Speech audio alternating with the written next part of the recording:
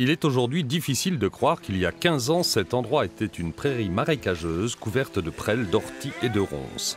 C'est grâce à un travail patient que Véronique a modelé ce jardin au fil des années, une réalisation ambitieuse mais nécessaire après une vie citadine qui ne pouvait la satisfaire.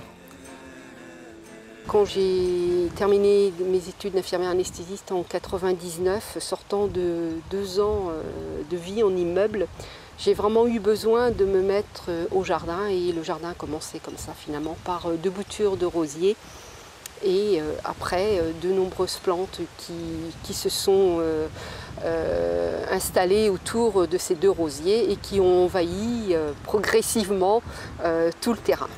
En 2005, après 6 ans d'aménagement, le couple ouvre son jardin au public une fois par an. Puis en 2009, ils sont sélectionnés par un jury national d'horticulture qui leur demande d'accueillir des groupes de passionnés. Et c'est ainsi qu'aujourd'hui, le jardin de la Fontaine Blinot est ouvert à la visite de juin à septembre. Pour nous, le jardin, c'est surtout ça. C'est surtout un échange entre des échanges d'idées, des échanges de plantes, des échanges... Voilà, pour nous, le jardin, c'est surtout un échange. C'est pas notre gagne-pain, hein, c'est surtout on le prend dans cette optique. Le 15 août prochain, des artisans potiers du même village exposeront leur travail dans ce cadre de verdure. Jardinage ou poterie, après tout, c'est toujours le travail de la terre.